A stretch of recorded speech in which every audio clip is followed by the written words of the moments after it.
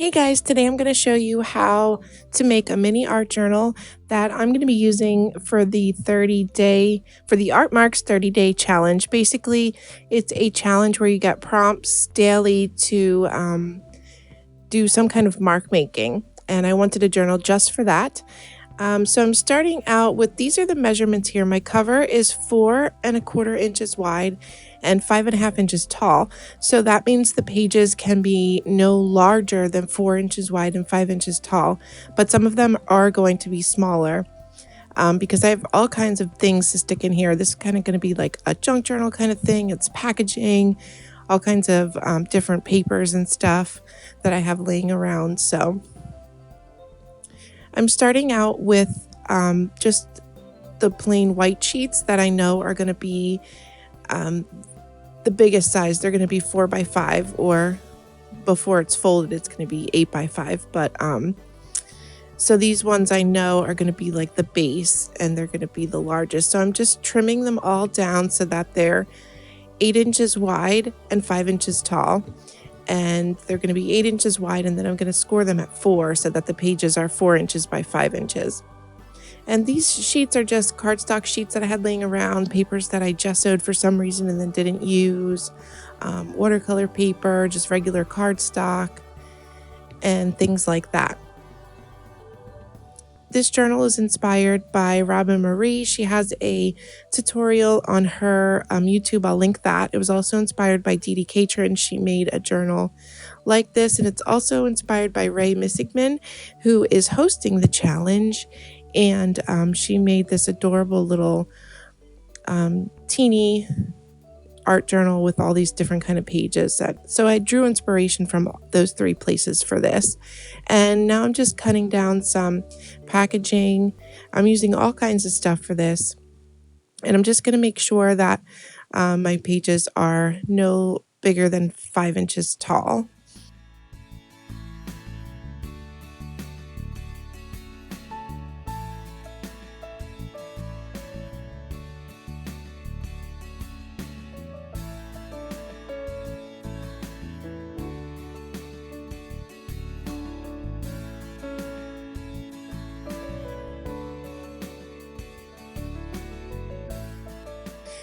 So I'm counting out how many pages I have, and some of these don't make the cut, but I'm going to go through and score them all in the middle.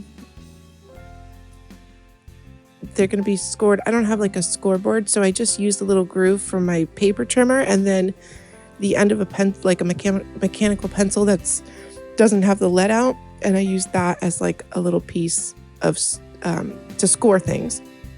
So now I'm going to set up my signatures. I'm going to have 2 signatures, and I'm going to arrange my papers so that it's not all white papers together and then all the different kinds together. I want them to be some white next to some tags, next to some sheet music. I want there to be a lot of variety when I flip through this.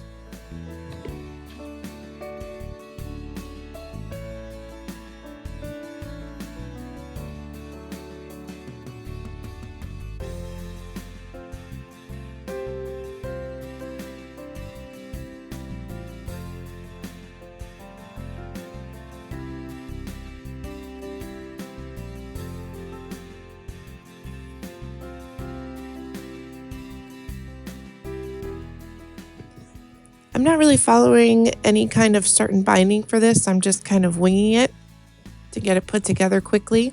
So my pages are 5 inches tall, so I'm going to mark at every inch on the crease of my signatures, and then I'm going to use like a pokey tool to go through those marks and make sure I have a hole that goes all through all of the pages, and so that it's wide enough for the needle to go through when I'm ready to start threading the signatures together.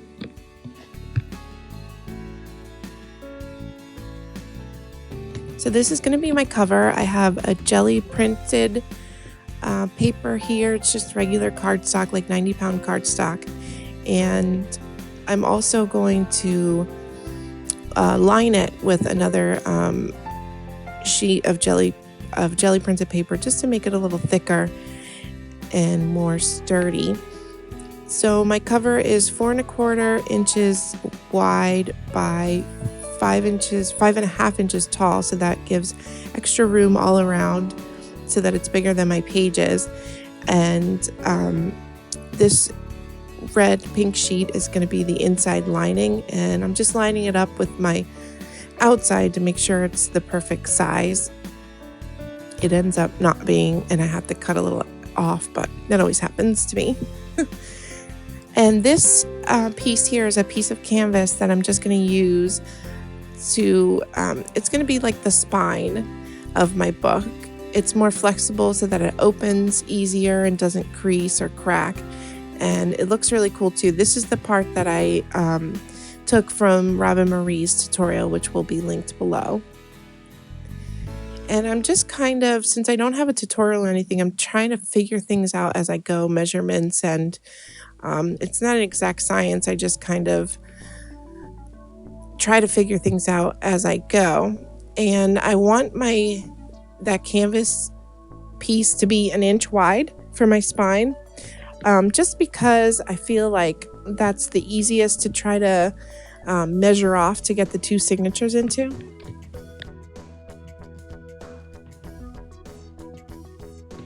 So I'm just trying to make sure that it's equal. I'm going to tape things down with washi tape and then take it to my sewing machine and sew that spine piece in, and then I'm going to sew all around my sheets, as you can see here. And I left the strings in because I love that stringy kind of look with the strings hanging out. And then this piece here is some seam binding that I colored with Distress Stain, and I want to add like a little loop at the top and a tail at the bottom, like Robin Marie's tutorial. I end up not using that seam binding, but this is like a tie-dyed kind of ribbon that came on some cupcakes, and it's just got all these really pretty colors, so I'm going to use that as my little loop and tail. So I'm just going to work out my loop and then sew it. My sewing machine has black thread, but then the bobbin is like this hot pink, and I'm okay with that because then the tails that hang out, the extra strings, are the hot pink color and the black, and I really like the way that looks. So I'm just kind of like shredding the end that's going to be a tail so it's not so perfect, and then I can stitch that on the bottom as well. I'm just going back and forth just to secure it onto that canvas piece of the spine.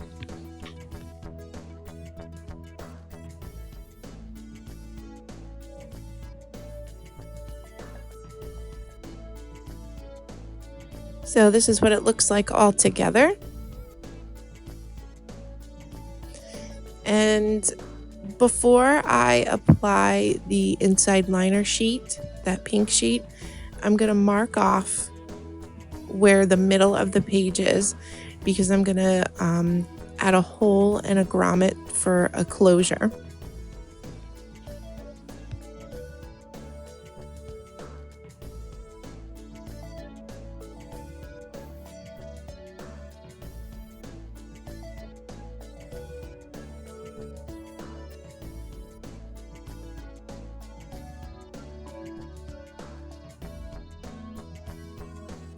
I'm just using my big bite to poke a hole in it and then use a silver grommet.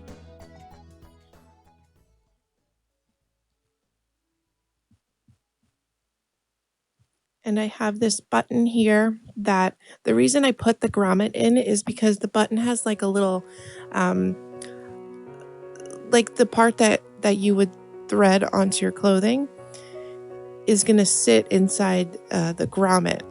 And it's going to be a little wobbly, but it's going to sit inside the grommet, but it's also going to leave a little height so that I'm going to wrap some ribbon around it, and then the height, the extra height that's there, the ribbon can wrap around the button.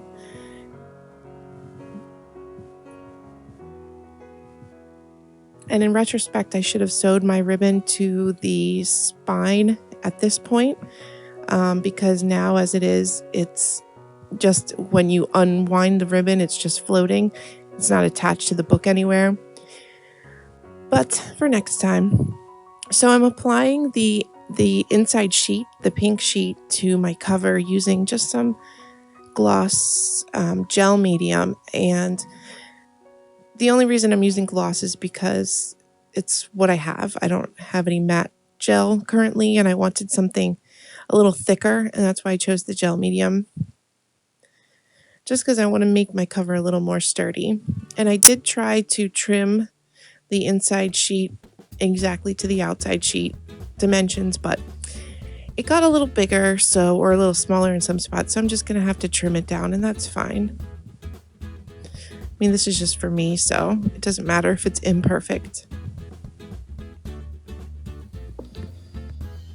I'm going to use my brayer and really make sure that all the edges are touching, and because there are a lot of bumps in there from the stitching and from the different, the sheet, the paper meeting the canvas and the ribbon. So I really want to make sure there's a good contact.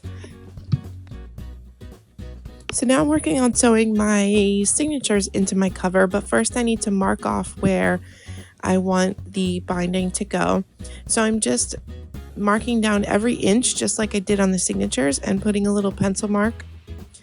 And then I'm going to poke a hole in each of those marks.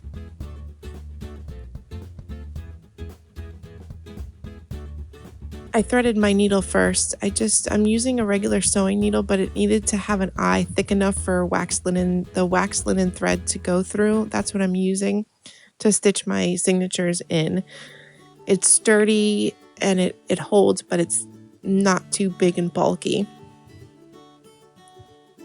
So I just poked holes through all of that, and so I have my needle with my wax linen thread on it, and I'm starting at the bottommost hole, and I'm going from the inside out and making sure that all of my pages, that the needle and the thread go through all my pages, and then I'm going to take it through the cover as well. And then the second hole from the bottom, I'm going from the outside in.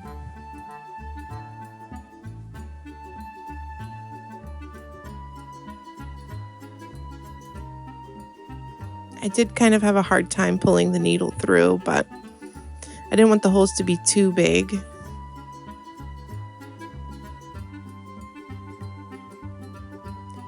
And then simply enough, I'm just taking the two tails and tying them together in just a regular knot. I'm pulling it tight, but not tight enough that it'll rip the paper, but tight enough that it's going to hold it. I'm just tying a regular knot and then trimming the two tails off so that it's as close to the knot as possible.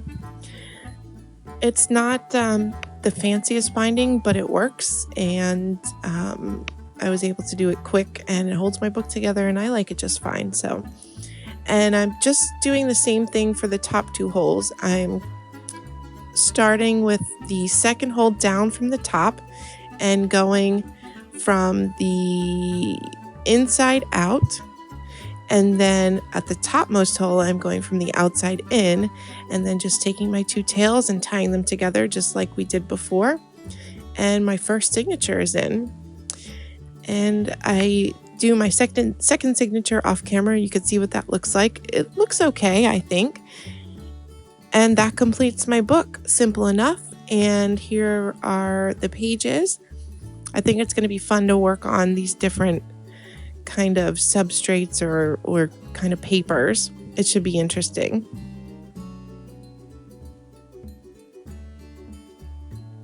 So I hope you enjoyed my mini art journal, and check out the links below if you want to play along with the Artmarks 30-day challenge.